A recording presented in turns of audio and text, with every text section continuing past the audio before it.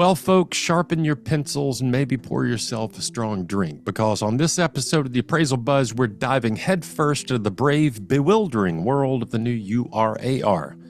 Change, as they say, is the only constant, but that doesn't mean we have to like it or go quietly. We'll be talking about how appraisals are shifting under these new rules, why some appraisers are flirting with the idea of retirement rather than learning a new way of reporting, and why, just maybe, this change isn't the end of the world, but sort of the start of something sharper, clearer, and dare I say, more interesting. Stick around. After the break, Jim Morrison will tell you how Valuation Expo is breaking its own mold by offering post-conference CE for the first time. And I'll be sitting down with Jared Preisler to peel back the layers of two new classes that promise to arm appraisers with the tools they need to face the future without flinching. Want to keep the Valuation Expo party rolling? You're in the right place. Intercorp, a division of Norman Spencer, has your back. Comprehensive insurance coverage from a team that's always there when you need them. The team at Norman Spencer is ready to roll up our sleeves and dig into your toughest insurance questions. We're committed to appraisers and AMCs. Intercorp's programs are tailored specifically for the appraisal industry. Put our experience to work for you. Please contact Susan Lomeli, Lomeli, at norman-spencer.com to discuss your insurance needs.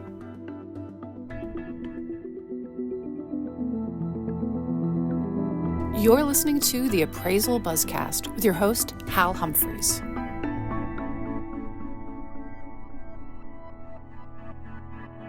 Well, welcome back, everyone. Thank you for joining us for today's Appraisal Buzzcast. We're very excited for this episode today. Let me bring back in Hal. Hey, Hal, how are you doing? I'm doing great, Jim. How are you? I'm doing great. Well, change is hard, and appraisers are being asked to do something brand new, and we are also doing something brand new at Valuation Expo. This year, we're offering post-event CE. So as you said in the intro, we are keeping the party rolling. People can join us for the whole week out in Vegas. This is something we've never offered before, and we're really excited to partner with the Appraisal Institute to add on these offerings for people who just don't want the fun of Valuation Expo to end. The two new classes sponsored by Appraisal Institute taking place at Valuation Expo are on Thursday, August 14th.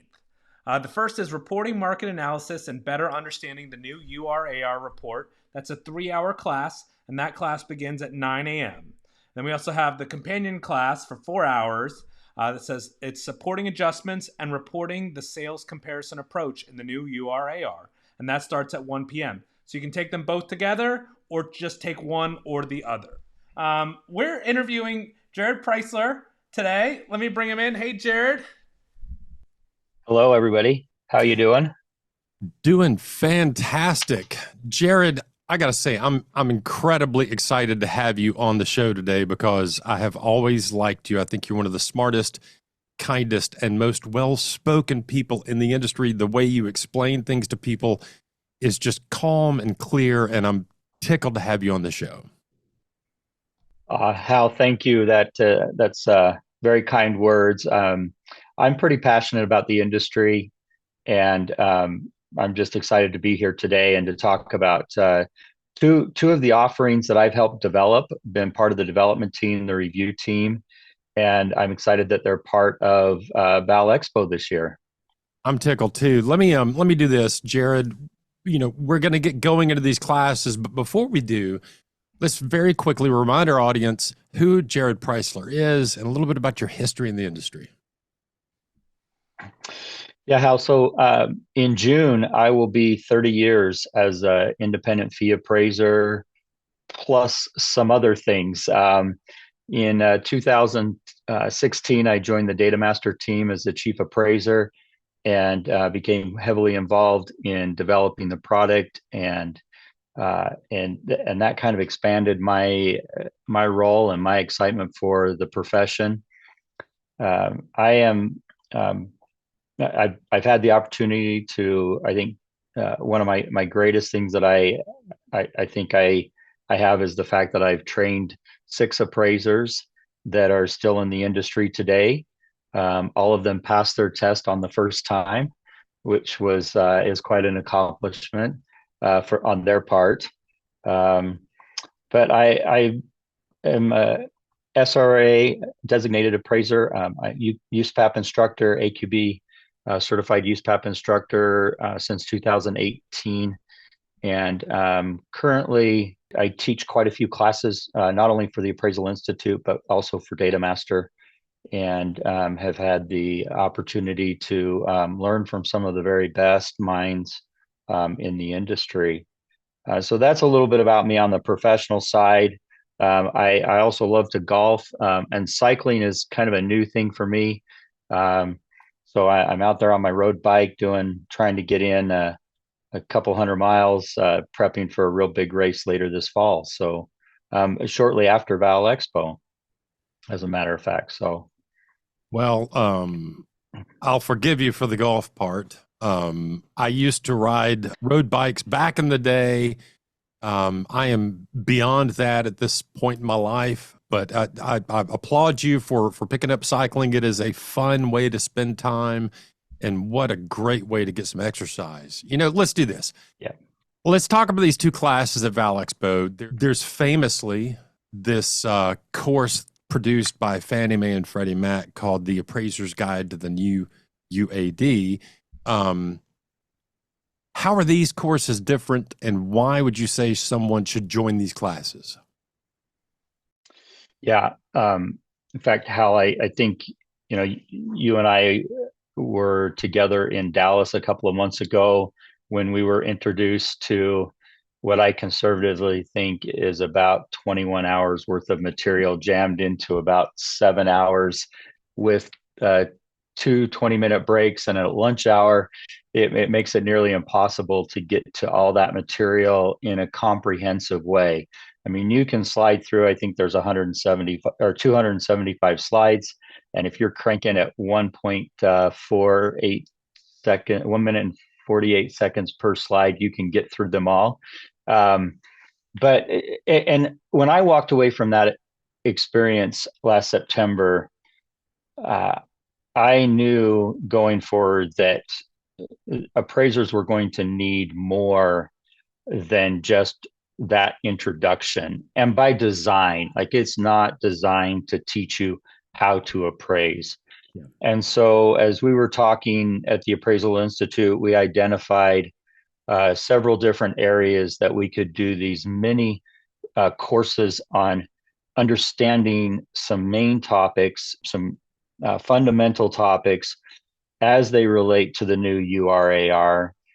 And it's been, let's admit, a lot of us, it's been a long time since we've had a class on market analysis or on supporting adjustments. Many of us, it's been 15, 20 years since we learned it, maybe even in our intro classes. And so these two new courses that we're talking about, they are designed to kind of be the next step after this 7-hour course, the new UAD course, and now kind of drill down into just a couple of the sections, and that's kind of how they were designed. And I just got to see the final layout of them. They're all finished up, wrapped up, and I'm excited about each of the individual courses, the case studies that go along with them. Folks are going to come away with some actionable items, stuff they can put into their reports, into their workflow, into their practice, the very next day. They're those kind of hands-on courses.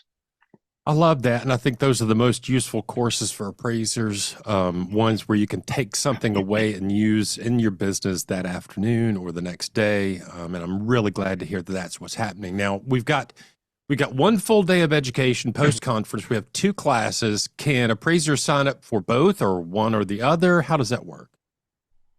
Yeah, so when we started looking at these, we thought, do we want somebody to sit through another 7 hours? And these are going to be offered. This is the premiere. So this will be the first time they're offered, but they're really designed to be taken independent of each other.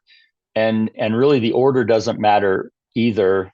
So we have this 3-hour course on market analysis, or reporting market analysis, better understanding the new URAR, what's required in those first couple of pages of the new report. And you'll notice I didn't say form, I said report. I'm really trying hard to not do that, the form word there. But it's a 3-hour course. And then, if somebody wants to sign up for just that 3-hour course, that's great. If they need to catch a flight. The companion course to that, or the next one, is the 4-hour supporting adjustments and dealing specifically with the sales comparison approach. And so you can take them separate. I believe that at Val Expo, they're going to be offered the way that they were designed, and that is as independent courses. We're going to have a lunch break in between, and then wrap it up. And I believe the order that we have them is the 3-hour class first, and then the 4-hour class. I'm not exactly sure on that, but I will tell you, the 4-hour course on supporting adjustments, sometimes you go to these, you try to design these courses, and there's all kinds of copyright issues. You can't, get MLS data and publish that because of copyrights, and yet you want these to be as realistic as possible. And you also want to work with real data. You don't want the data to be made up to where the adjustments all come out nice and easy. I'll tell you, one of the case studies is a rural property on 19 acres. And that is not a fun assignment, but there's so much that you can learn from that process. And that's why it was selected as one of the case studies. These are great courses. And so I'm excited because they're not the kind of line up the columns right in an Excel spreadsheet to give you the answer that you're never going to get in real life. These are really built for us to learn from. I love it. That's been one of my biggest frustrations with case studies throughout the years, is when they present a case study and it's absolutely bears no resemblance to real life. So that's exciting. Let me ask you this, Jared. There's a lot of noise out there in the appraisal space right now. Some appraisers are talking about, I'm just not going to do this. I'm going to retire. I had an experience earlier this year. I taught the new UAD course, the Appraiser's Guide to the New UAD, to a group of appraisers in my hometown of Humboldt, Tennessee.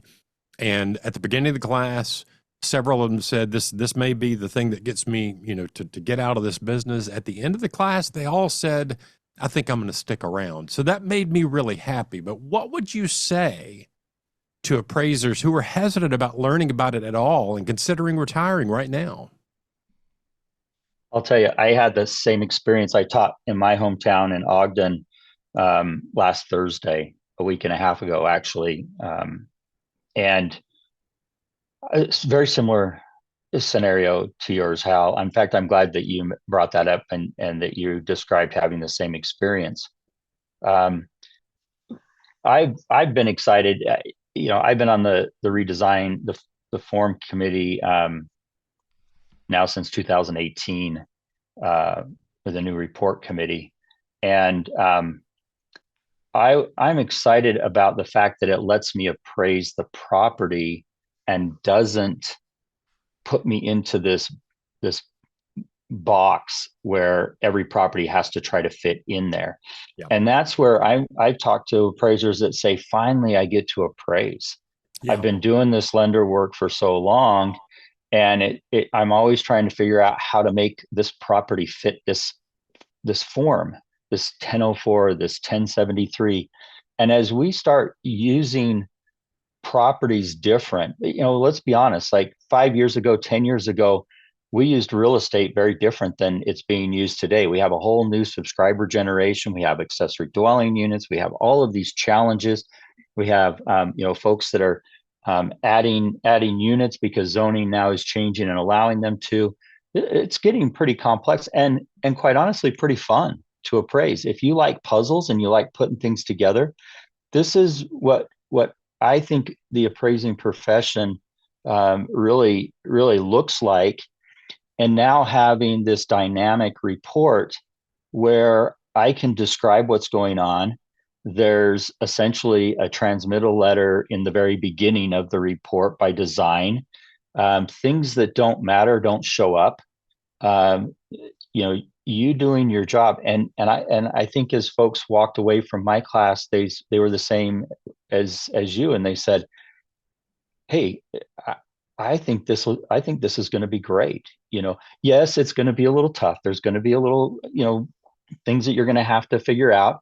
And, right now though, you can get prepared. If you're not doing mobile, start doing mobile. It's going to take you a little bit. I doubt you're going to be able to do this with a clipboard. I really doubt it. So that's one thing that you can do. Take some of these courses, market analysis, supporting adjustments.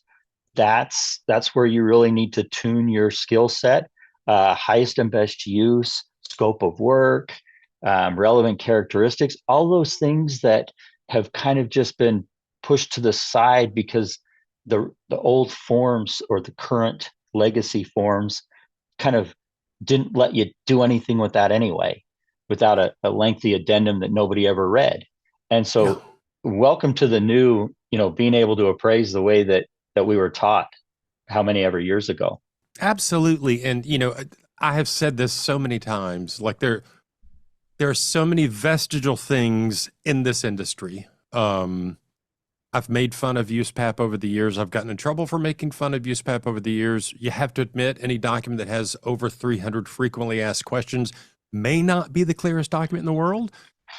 I understand that the FAQs are probably mislabeled, but here's the thing. The form has vestigial pieces to it that don't mean anything anymore. And I'm thinking specifically of the map reference. Jared, when you and I started, there was a spiral bound book of map pages. You had to put the page and the grid number in there for the map reference.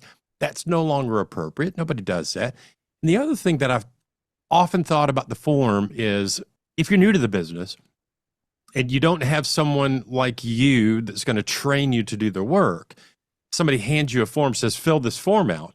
Well, once you get to the highest best use section, the form actually encourages bad behavior. Is the current use highest best use? Yes, no, if no, explain. If it's yes, you're good to go as far as the form is concerned. So I think your point about the new form allowing us to actually appraise the property is a really key point, and I'm very excited about it. Let's do this, Jared. I'm going to take a real quick break. We're going to hear from one of our sponsors, and we will be right back. ACI introduces ACI Sky Workbench, a cutting-edge cloud-based platform designed to streamline URAR appraisal report generation like never before. With seamless workflow integration, automated data management, and built-in compliance, Workbench empowers appraisers to work smarter, faster, and with greater accuracy. Visit aciweb.com for more info. Welcome back, everybody. You're listening to the Appraisal Buzzcast. I'm Hal Humphreys, your host. I'm joined today by Jared Preisler. Jared is going to be offering 2 classes post-conference at Valuation Expo this year, and we've just been talking about that. Jared, any final things that you want to talk about the class or about the new URAR?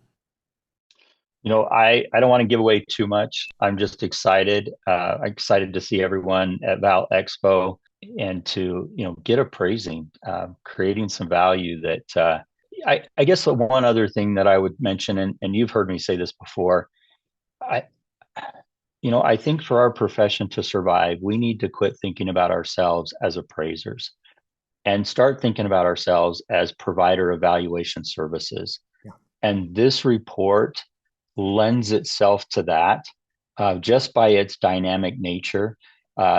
All the things that you've complained about with the old forms, with the legacy forms, where, I have to create one quality and condition rating for the entire thing, but it's got this kitchen that's remodeled, but the bathroom's not, and then it was built. Why did you ever mark that there was a disposal in the kitchen? All those things that we've complained about, those are gone. Those are gone with this. And all the things that you're going to learn, there are some things that you're going to have to do a little bit differently, but that's great. So I would just say, become a provider of valuation services and show up to Val Expo, and then stick around for an extra day and enjoy the new courses with us and learn a little. Yeah. Jared, do you remember when the first version of the UAD came out and the education was all around was all about learning the abbreviations and learning the C and the Q ratings and all that stuff. The thing I like about this new report builder is there's no more memorization of how to truncate specific words. Those things are enumerated for you. You don't have to memorize that stuff. So look, I'm real excited about this. We've gotten a lot of questions about the new UAD, the new URAR. At Val Expo, we will be hosting, the Fannie Mae Appraiser's Guide to the new UAD pre-conference. Obviously, during the conference, we're going to be talking a lot about the new UAD. And then post-conference, Jared's going to be there to walk you through some specific things you can do in your practice to use this form in the absolute best possible way. Now, Jared, Jim Morrison is notorious for coming at me with these anonymous appraiser questions, and I'm absolutely convinced he's doing it to make me look stupid in front of my peers. But let's see if Jim Morrison is going to come at us with an anonymous appraiser question. Yeah, I do have an anonymous appraiser question for you. This one kind of sounds a little bit like it's sent on a telegraph. It's more of a demand than anything, and it says, under USPAP, new assignment or not, lender orders appraisal of house of 10 acres and asks for value on only 9 acres. Appraisal completed and turned in. Revision request to include all 10 acres. Same comps, slight adjustment differences, and a higher value. Is this a new assignment or a revision? Jared? Oh, how? Jared, see, one of the things I've learned over the years is, since I'm not a USPAP instructor, when there is a USPAP instructor in the room, I just say, hey, Jared, you're the USPAP instructor. So there's a simple question or a simple answer, and that is yes, this is a new assignment. A couple of key points as to why we can tell that. Number one, you've already turned in the report, and the scope of work changed. So now we have an as is instead of a hypothetical or an extraordinary assumption. It would have been a hypothetical in this case because we had something that did not exist, 9 acres instead of 10. Plus, there's a whole nother aspect that we need to consider. Is the zoning for 5 acres? So now I get 2 lots. I mean, there's all kinds of questions that come. And so definitely a new assignment, not a revision. And the rest of it is a business decision. How much more do I charge? Is effective date going to change? Do I have to re-inspect? All of those kind of become questions that you now ask the client with this new assignment, but not a new revision, definitely a new assignment. Yeah, and I think the thing that keyed me was there is a change in scope of work, which means you've got a new assignment. That's just kind of the first thing that came to my mind. All right, well, hey, that's probably one of the most decisive and clear answers we've ever gotten to an anonymous appraiser question. And it's the first episode where I've said anonymous appraiser question correctly every time. Well, that's Fantastic. the kind of concise response that we're looking for from Jared and his classes. And I just want to reiterate what those classes are. So the first is reporting market analysis and better understanding the new URAR. That's the 3-hour course, and that's on August 14th, starting at 8 a.m. And then supporting adjustment and reporting the sales comparison approach in the new URAR. That's the 4-hour class, and that starts at noon. Jim Morrison, thank you. Is there anything else we need to cover? Nope. We're looking forward to seeing everyone at Valuation Expo. Thank you so much, Jared. Thank you. Thank you, guys. Have a great week. Thank you, Jared. And if we have nothing else for Jim Morrison and Jared Preisler, I'm Hal Humphreys, and that is your Appraisal Buzzcast for this week.